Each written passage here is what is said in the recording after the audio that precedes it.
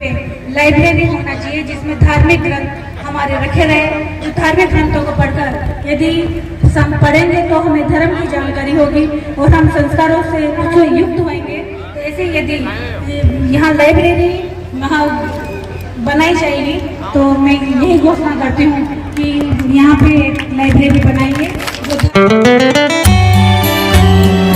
दोस्तों नमस्कार, मैं हूं कवि प्रदीप पवार। आप सबका चाय पे चर्चा में स्वागत है। आज हमारी जो मेहमान हैं चाय पे चर्चा में, वो एक ऐसा व्यक्तित्व है जिनका जन्म निवाई में हुआ, एक राजनीतिक पृष्ठभूमि के एक परिवार में, किंतु वह राजनीति से दूर रही। शिक्षा को उन्होंने अपना क्षेत्र बनाया, यानी शिक्षा प्राप्त करने के लिए वो आगे बढ़ी। उस समय में जबकि लड़कियां कम पढ़ती थी, उस समय भी उन्होंने एमए किया कनौडिया कॉलेज से। इसके साथ ही संस्कारों को जीती रही, साधु संतों की सेवा में रही, इसलिए उन्होंने अध्यात्म से भी एमए किया। और उसके पश्चात उनका विवाह एक बड़ी शख्सियत, एक बड़े व्यक्तित्व टोंक के राजनीति के नरेश जी बंसल से हुआ। यहाँ आकर के घरेलू महिला के रूप में वो कार्य करती रही, लेकिन एक दिन किस्मत को कुछ मंजूर अलग ही था, तो उन्हें जिला परिषद का चुनाव लड़ने का मौका मिला 2020 में, और जिला परिषद की सदस्य बन गई। और जिला परिषद की सदस्य बनने के बाद फिर उन्हें जिला प्रमुख का चुनाव लड़ना पड़ा, और जिला प्रमुख का चुनाव लड़के वो जिला प्रमुख के पद पर आसीन हुई। वो नाम होता है श्रीमती सरोज नरेश बंसल का। उन्होंने जिला प्रमुख बनने के बाद उस घरेलू महिला के उस व्यक्तित्व को छोड़कर एक नया व्यक्तित्व उसे अपनाया, और कहते हैं कि गाँव में हमारे देश की आत्मा बसती है। गाँव को खुशहाल बनाना, गाँव को सुंदर बनाना बड़ा मुश्किल होता है। उन्होंने सोचा कि गाँव को सुंदर बनाऊं, खुशहाल बनाऊं, अच्छा बनाऊं। ये विजन लेकर के, दृष्टि लेकर के उन्होंने काम शुरू किया। उन्होंने ये तय कर दिया कि तू अनंत की परिचायक और शक्ति की अवतारी है, फिर कैसे कोई श्रृंगार तेरे वजूद पे भारी है। नारी शक्ति की पर्याय बनी श्रीमती सरोज नरेश बंसल। और आइए आज हम चाय पे चर्चा में उनसे मिलते हैं और जानते हैं कि ये यात्रा कैसी रही। चाय पे चर्चा में स्वागत है आपका। जी नमस्कार। जिला प्रमुख जब आप बनी तो पहले आप घरेलू महिला थी, अचानक आप जिला प्रमुख बनी जी। उस समय कैसा लगा आपको? जी मैं बताऊं आपको कि जब मैं जिला प्रमुख बनी, मैं जिला प्रमुख ऐसे ही नहीं बन गई जी। 2020 में जनरल महिला सीट आई, उसी के नाते परिवार में चर्चा हुई, और चर्चा के अनुसार मुझे पॉलिटिक्स में उतारा गया। और नसीब की बात है कि मैं डीआर जीती, और डीआर के बाद जिला प्रमुख का चुनाव जीत गई। तो आपको ये जिला प्रमुख बनने का जो श्रेय है जी, वो किसको देना चाहेंगी आप? मैं जिला प्रमुख बनने का श्रेय सबसे पहले तो जो भारतीय जनता पार्टी है उसको देना चाहूँगी, संगठन को देना चाहूँगी। फिर उस टाइम के जो हमारे प्रदेश अध्यक्ष जी सतीश जी पुनिया रहे, उनको मैं हृदय से आभार व्यक्त करना चाहूँगी कि उनका पूरा सपोर्ट हमारे ऊपर रहा। उसके बाद में अपने जो मेरे पति हैं, मेरे पतिदेव हैं, वो शुरू से ही आज से 35 वर्ष से वो राजनीति में है, विद्यार्थी परिषद के टाइम से। तो जो उन्होंने संघर्ष किए, जो उन्होंने मेहनत करी, उसी के परिणाम स्वरूप मुझे जिला परिषद में जिला प्रमुख की सीट पे उतारा गया, और मैं परिणाम स्वरूप में जिला प्रमुख बनी। तो कभी राजनीति का विचार आया था इससे पहले आपके मन में कि? नहीं, इस विषय में कोई विचार नहीं आया। पहले मैं सिर्फ एक घरेलू और धार्मिक महिला थी, केवल अपना घर में काम करती, और फिर धर्म में जरूर इंटरेस्ट था और है। मैं तो ये कहूँगी कि जो शादी से पहले भी पृष्ठभूमि जो रही है राजनीति में ही रही है। मेरे दादाजी वाइस चेयरमैन रहे हैं निवाई से, लेकिन राजनीति में इंटरेस्ट कम था, धर्म में ज़्यादा था। क्योंकि जो मेरे मम्मी पापा है, मेरे माता पिता है, वो धर्म में रुझान ज़्यादा होने की वजह से मैं धार्मिक क्रियाओं में ज़्यादा रुझान रहता था। मतलब धार्मिक ग्रंथों को पढ़ना, जो भी गुरु निवाई में आते थे उनकी आहारचर्या में जाना, उनसे स्वाध्याय करना। फिर एक तरह से मैंने जो अध्यात्म में पढ़ाई करी है पूरी, जैसे अध्यात्म में मैं कहूँ कि अध्यात्म का भी एमए मैंने किया हुआ है। तो आपने अध्यात्म से सीखा क्या?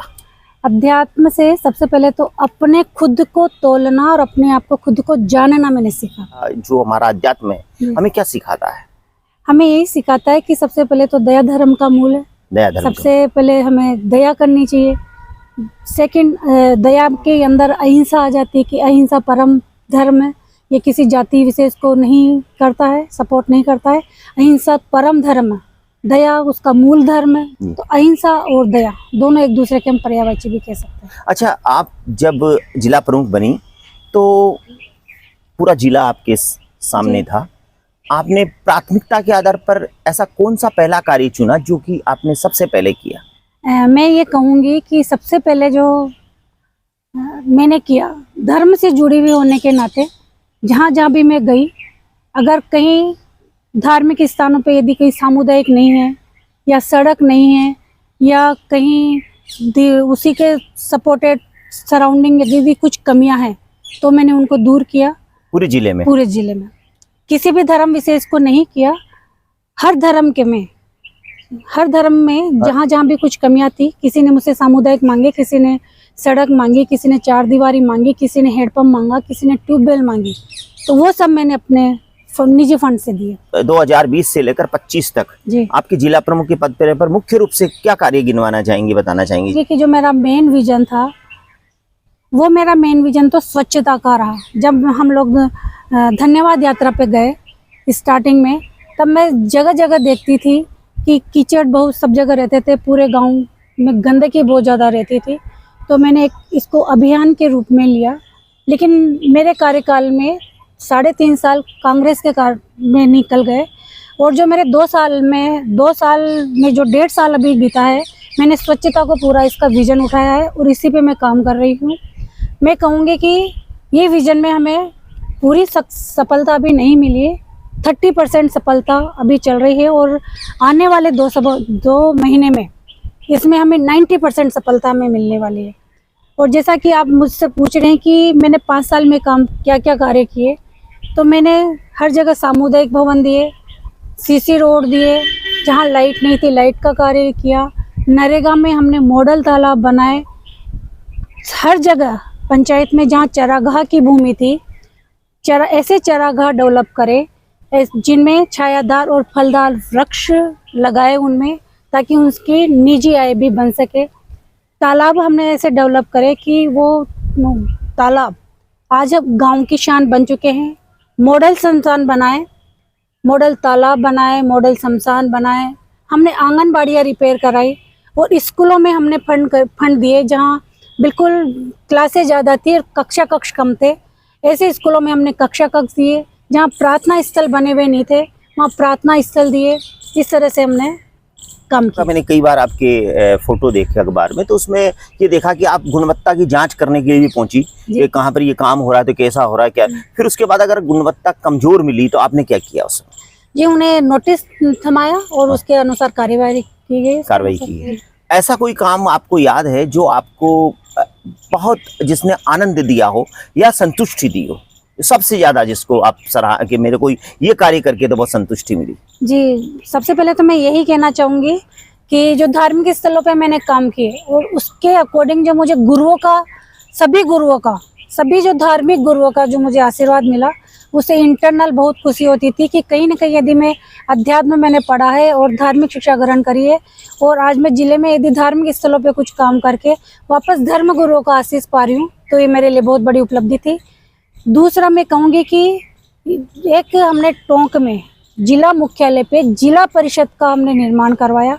आज टोंक जिले की सबसे अच्छे भवन में हम उसकी गिनती कर सकते हैं जी। और उस भवन में हमने केवल एक अच्छा भवन का निर्माण ही नहीं किया, उस भवन को हमने प्लास्टिक मुक्त भी किया। अच्छा।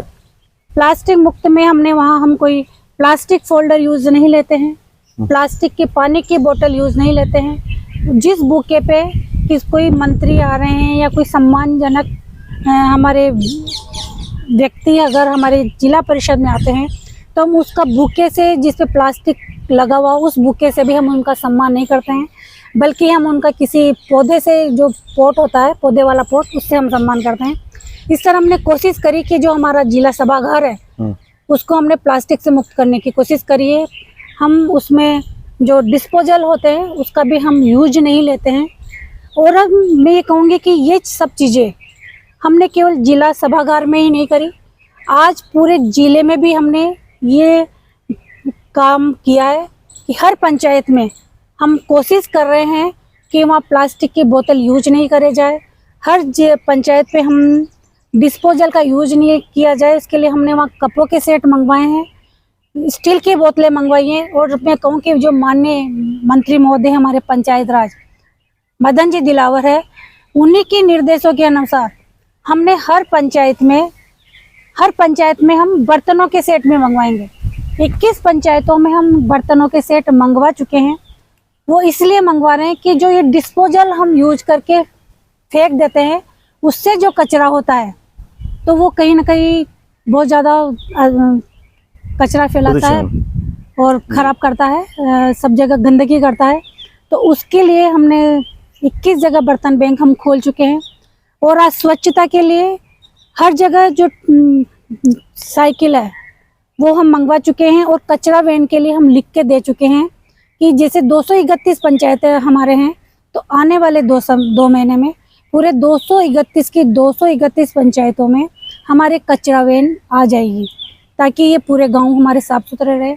और एक ये जो कचरा सब जगह हर कहीं डाल दिया जाता है, उसके लिए हम RRC मतलब गीला कचरा और सूखा कचरा बनाने की एक जगह होती है, वो बना रहे हैं। अभी हमारे शायद 21 जगह हमने RRC निर्माण हो चुका है और किसी का कार्य प्रगति पे। आने वाले समय में हर पंचायत में एक RRC होगी, ताकि कचरा एक जगह निर्धारित जगह पे ही डाला जाएगा। और मैं कहूँ कि जो सोप किट के गड्ढे हैं वो बनाए जा रहे हैं, ताकि गंदगी कम रहे। सोप किट के गड्ढे बनाए हैं।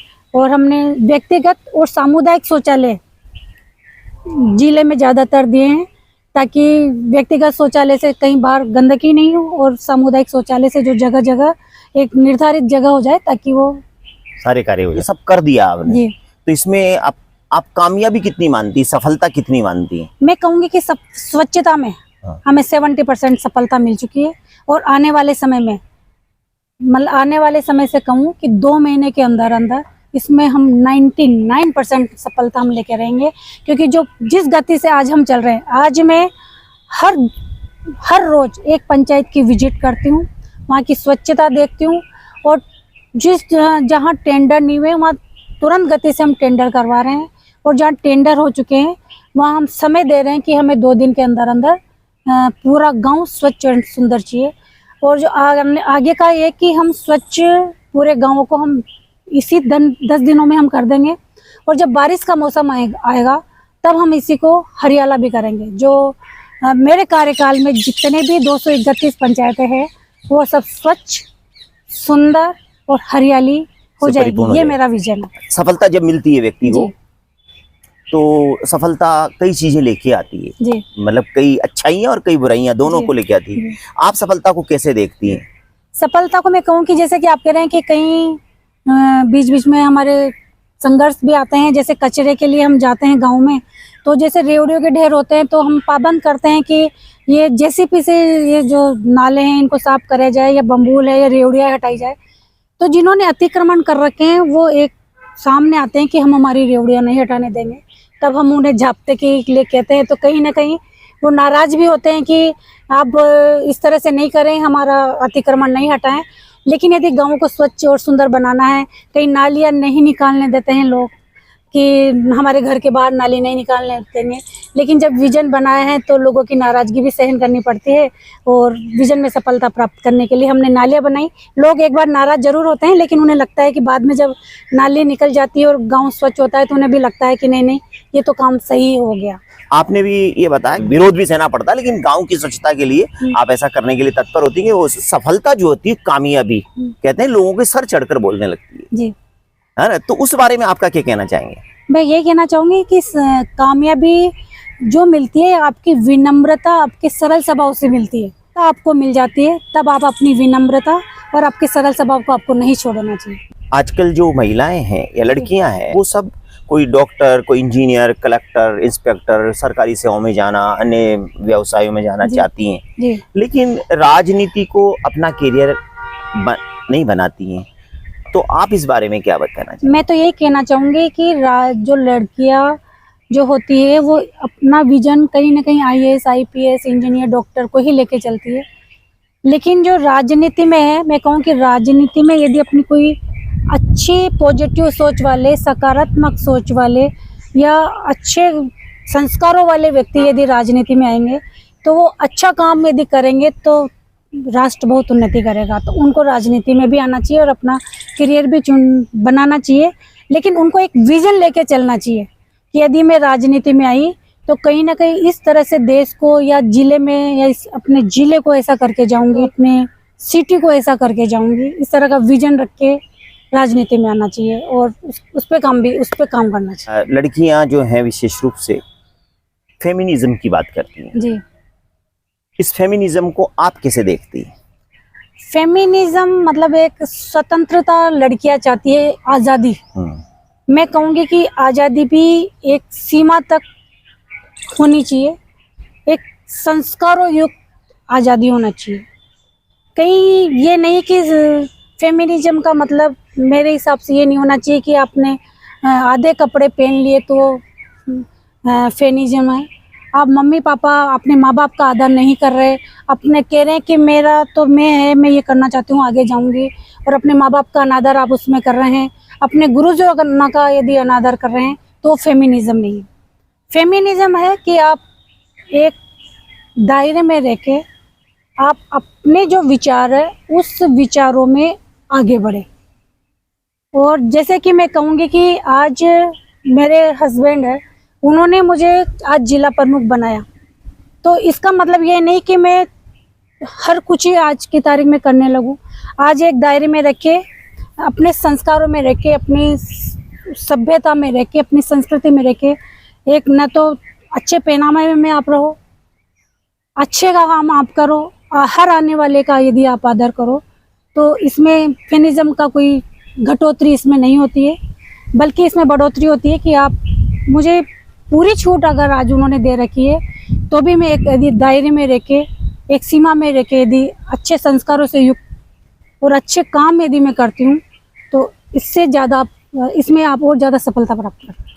आप जिला प्रमुख का पद, फिर राजनीति और फिर परिवार, जी। 3 एक आपके आयाम हैं उसमें, इनमें आपने कैसे सामंजस्य बिठाया? शुरू में जब मैं बनी थी तब थोड़ा बहुत मुश्किल लगा था कि परिवार में जैसे बिटिया भी छोटी थी और खाना वाना भी बनाना पड़ता था, तो लगता था कि फिर अब मीटिंग अटेंड करना और जिला परिषद जाना, फील्ड में जाना, तब फिर मैंने शुरू में परेशानी हुई, फिर धीरे धीरे शायद इसकी आदत भी पड़ गई, मैनेज भी होने लग गया और अब सब कुछ अच्छा लगता है, एक परिवार की तरह लगता है।